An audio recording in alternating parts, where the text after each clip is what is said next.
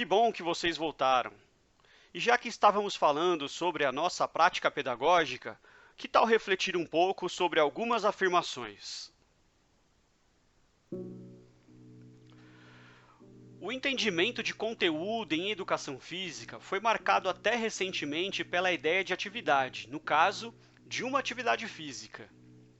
A forma de atividade física, que nas décadas de 1970 a 1990 se tornou hegemônica como conteúdo das aulas de educação física, foi o esporte. Uma observação relevante é que naquele momento foi o próprio esporte que passou a conferir importância à educação física, ou seja, a legitimidade dessa disciplina na escola passou a depender em grande parte da importância social atribuída ao fenômeno esportivo.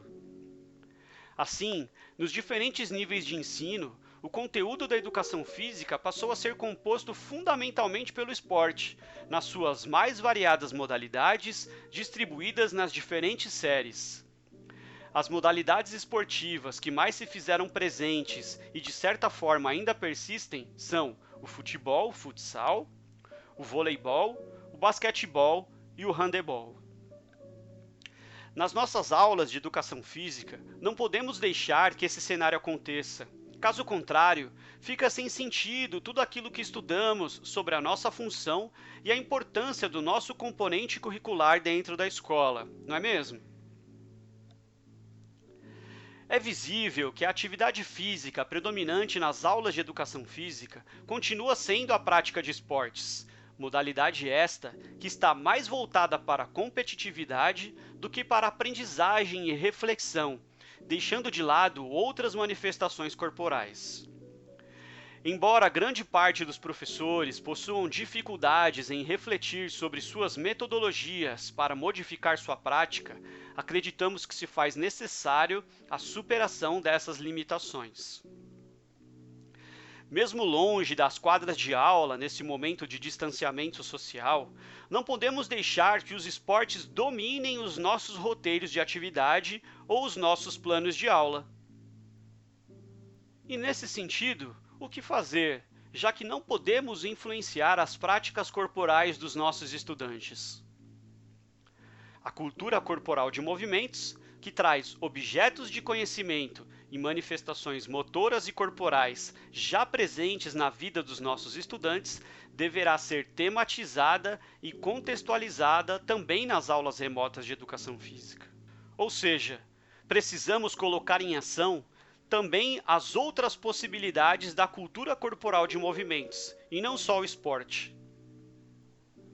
Assim, no momento da elaboração dos roteiros de atividades ou dos planos de aula, é preciso que o professor se coloque na posição do estudante e reflita sempre: o que eu aprendo nessa aula? Os estudos e as experiências propostas aos seus estudantes devem promover, testar e validar os conhecimentos socializados em aula, resultando na construção do saber escolar. É preciso sempre haver desenvolvimento e construção de competências e habilidades. E para facilitarmos esse processo de construção e desenvolvimento, existem algumas estratégias que nos favorecem, como por exemplo, a problematização, que pode ser entendida como momentos de intervenções no processo de aprendizagem do estudante, como chamar a atenção para o que será ou o que está sendo desenvolvido, o levantamento de conhecimentos prévios, a validação ou a negação das hipóteses apontadas para os problemas enfrentados na aula. E a problematização pode acontecer em diversos momentos durante a aula. A sistematização, que pode ser entendida como um momento para canalizar e registrar as diferentes informações tratadas na aula. É aquele momento em que os estudantes precisam sintetizar os aprendizados e os saberes daquilo que foi estudado durante a aula. E a sistematização pode ocorrer de diferentes formas de linguagem e registros, por meio de textos, desenhos, cartazes, apresentações motoras, seminários, vídeos, áudios e assim por diante. Trago aqui algumas estratégias que podem ser utilizadas por vocês na elaboração das suas atividades. No início da aula ou da atividade, apresente para a turma o tema que será estudado e propicie o momento para que apresentem os conhecimentos que possuem a respeito. Elabore alguns questionamentos sobre a unidade temática ou objeto de conhecimento que será estudado e investigue junto à sua turma os conhecimentos que eles já possuem a respeito, oferecendo o espaço necessário para que possam expor os seus saberes. Realize com e para a sua turma a leitura de textos, imagens, tirinhas, quadros, gráficos, vídeos, elencando os aspectos importantes e as características daquilo que será estudado. Se você estiver realizando aulas ao vivo com as suas turmas, faça uma leitura no início das atividades para os estudantes. Lembre-se de que nós, professores, somos influenciadores do hábito leitor. Agora, caso esteja preparando aulas assíncronas, insira a leitura de tirinhas, de pequenos textos, de imagens, entre outros, sobre aquilo que será estudado nas atividades. Para sistematizar o aprendizado, crie uma roda de conversa estimulando os estudantes a discutirem e apontarem o que aprenderam durante as vivências práticas ou após os estudos realizados por meio de leitura, de pesquisas, etc. Quando pensamos na roda de conversa para que os estudantes possam apontar o que aprenderam, também é possível propormos essa atividade de forma virtual. Como? Por meio dos fóruns, dos blogs, de chats, da gravação de áudios, vídeos, em que eles comentam ou falam sobre as suas vivências, sobre os seus estudos. É uma ótima oportunidade para que o professor possa identificar possíveis dúvidas, incoerências ou lacunas no processo de aprendizagem, podendo agir para auxiliar a turma. Após as discussões, elabore um texto de maneira colaborativa com a sua turma, potencializando o aprendizado dos estudantes. Com as contribuições deles, em suas variadas formas de linguagens, estruture um texto, um vídeo ou grave um áudio com a síntese daquilo que foi apresentado por todos, para formalizar o estudo realizado. Desafie seus estudantes a elencarem as informações estudadas realizando registros em seus cadernos. Já sabemos que o registro é muito importante para que o estudante possa sistematizar o que aprendeu, e assim, não deixe de solicitá-lo em suas atividades. Lembre-se de que é possível realizá-lo de diversas formas, utilizando as diversas linguagens, elaborando um texto propriamente dito no seu próprio caderno, criando cartazes informativos, por meio de desenhos, da gravação de vídeos, de áudios e etc. Lembro que o nosso componente curricular é integrante da área de conhecimento das linguagens e, portanto, devemos propiciar que os nossos estudantes possam utilizar diferentes linguagens, a verbal, corporal, visual, sonora e digital, para que possam se expressar e partilhar informações, experiências, ideias e sentimentos em diferentes contextos, produzindo sentidos que levam ao diálogo, à resolução de conflitos e à cooperação, conforme consta no nosso novo currículo paulista. E para otimizar as aulas remotas, trago também outras dicas para que os nossos estudantes tenham maior aproveitamento. Verifique a possibilidade de criar um canal seu no YouTube. Caso opte pela elaboração de vídeos autorais, ainda que seja possível utilizar as videoaulas do Centro de Mídias, pode ser válido abrir uma conta no YouTube. O envio dos links dos vídeos para os estudantes é bem simples e a plataforma permite que eles se inscrevam no seu canal, recebendo notificações todas as vezes que um novo vídeo estiver disponível, além de possibilitar a interação entre todos por meio de um espaço específico para comentários. Diversifique os materiais, pois cada estudante aprende de uma maneira diferente. O truque é apostar em pelo menos 3 formatos para alcançar o maior número possível de estudantes. Ao invés de publicar 2 textos em sequência, é recomendável mesclar com conteúdos em vídeo e em áudio, por exemplo. Mantenha o espírito de grupo. Com o isolamento social, as turmas estão afastadas. Preservar a sensação de pertencimento a um grupo aumenta o engajamento e permite que os estudantes esclareçam dúvidas entre si e com o auxílio do professor. É possível criar um grupo do componente curricular ou da própria turma em aplicativos de mensagens instantâneas, realizar reuniões por videoconferência e lives nas redes sociais, sempre incentivando os comentários. Aproxime o conteúdo e a realidade. Faça a contextualização. Estabelecer ligações entre os objetos de conhecimento e as habilidades em desenvolvimento nas aulas e o cenário de isolamento gera identificação. A dica é explorar o tema da pandemia sempre pelo lado positivo, propondo soluções e reflexões para o futuro e proporcionando aos estudantes que tragam as suas experiências para o ambiente estudantil.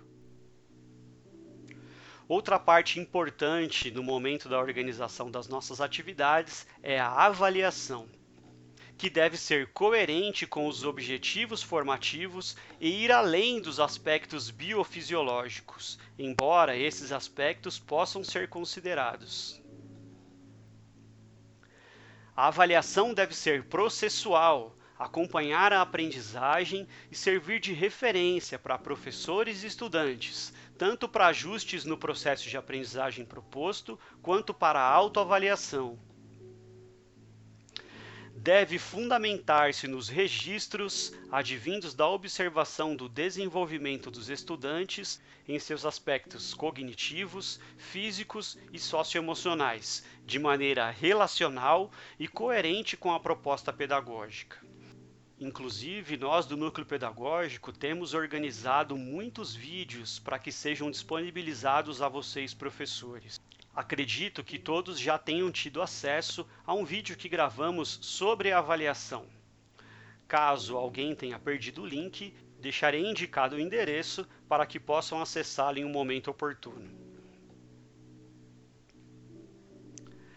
A avaliação remota deve ser encarada mais como um diagnóstico do que uma classificação.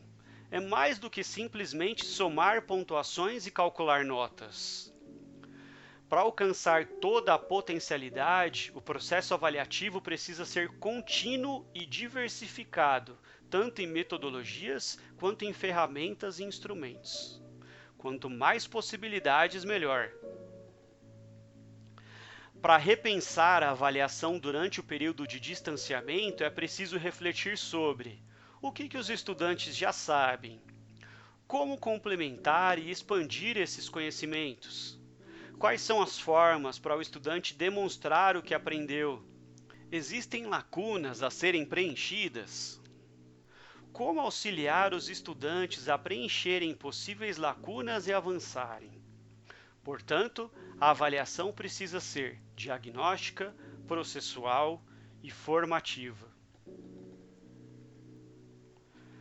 No ensino remoto, quanto mais possibilidades de interação, melhor. Por meio de fóruns de discussão, mensagens diretas, comentários, chat, etc., é possível identificar o que o estudante sabe e o que precisa aperfeiçoar. Junto a cada conteúdo, o professor pode propor uma atividade avaliativa, não necessariamente objetiva. Conforme o tema, as turmas podem desenvolver projetos nas redes sociais, demonstrar seus conhecimentos por meio de áudios, vídeos, criar storyboards ou portfólios, elaborar textos criativos, cartazes, imagens, entre outros. Essas informações são extremamente úteis na hora de determinar o nível de esforço e engajamento do estudante para acompanhar as aulas e até para que o professor possa perceber quais habilidades e objetos de conhecimento precisam ser apresentadas de uma maneira mais atrativa. E aí nós já estamos pensando sobre a recuperação. E falando de recuperação, nós também já elaboramos um outro vídeo falando sobre isso. Caso vocês tenham perdido o link, também indicarei o endereço para acesso em um momento oportuno. Além dos vídeos sobre avaliação e recuperação, No Núcleo Pedagógico também já gravamos alguns vídeos sobre o uso das ferramentas tecnológicas, para que no momento de prepararmos nossos roteiros de atividades ou planos de aulas, possamos dinamizar as nossas atividades. Temos vídeos sobre o uso dos formulários Google, sobre o uso do Google Classroom ou Google Sala de Aula, para a organização das aulas mediadas pela tecnologia, para o uso do Microsoft PowerPoint e as suas animações gráficas, e também para o uso do Microsoft Sway e Forms de maneira integrada, como ferramenta para disponibilizar aulas e avaliação online. Caso vocês ainda não tenham tido a oportunidade de acessá-los, disponibilizarei os links junto a esse vídeo para que possam assisti-los em um momento oportuno. E aí, meus amigos? Ficou alguma dúvida sobre os estudos realizados nos vídeos? Calma, fiquem tranquilos. Se preciso for, entre em contato comigo. Mande um e-mail para diegopcnp@gmail.com que a gente conversa. Lembrando que todo esse estudo será disponibilizado no nosso blog da Educação Física. Caso algum de vocês ainda não conheça, por favor, visite. Temos também um grupo no Facebook. Se você ainda não faz parte, solicite a sua entrada. Vem com a gente!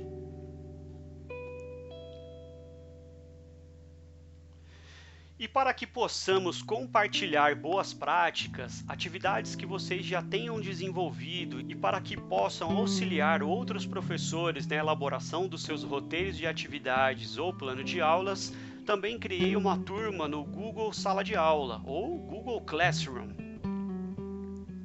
Já deixei lá uma mensagem para vocês no nosso mural e espero mesmo que vocês acessem essa turma e que possamos ter lá mais um espaço colaborativo para compartilharmos nossos conhecimentos e boas ideias. E para participar dessa turma é bem fácil. Acesse o aplicativo Google Classroom ou Google Sala de Aula, utilizando o seu e-mail institucional da Google, que é aquele @prof.educação.sp.gov.br. Se você ainda não conhece o seu e-mail institucional da Google, acesse a Secretaria Escolar Digital, a sede, e no canto superior direito você encontrará o seu e-mail institucional da Google. Em seguida, no aplicativo, clique no sinal de mais no canto superior direito, depois em participar da turma e digite o código da turma, que é esse disponível aqui acima. Aí é só clicar em participar. Pronto! Viu como é fácil? Espero vocês por lá, hein? E agora, finalizando as nossas atividades, solicito a gentileza de responderem a mais um formulário, que servirá para a geração da lista de presença e para a avaliação dos estudos que realizamos conjuntamente até aqui nos vídeos. E mais uma vez, para responder, basta focalizar o leitor de QR Code instalado em seu celular na imagem que aparece na tela e clicar no link que será exibido. Conto com a colaboração de todos vocês. E disponibilizarei mais um minutinho para que possam responder aos questionamentos.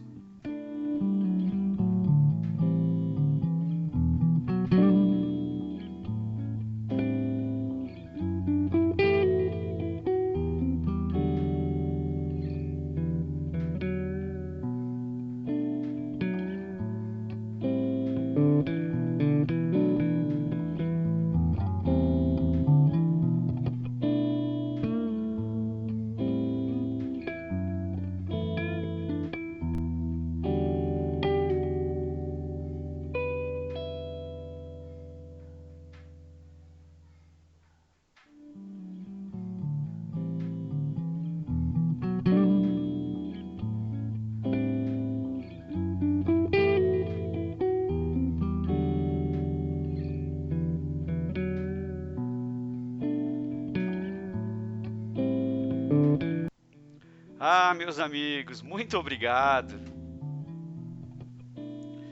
Essas são as referências dos estudos que realizamos aqui nos vídeos.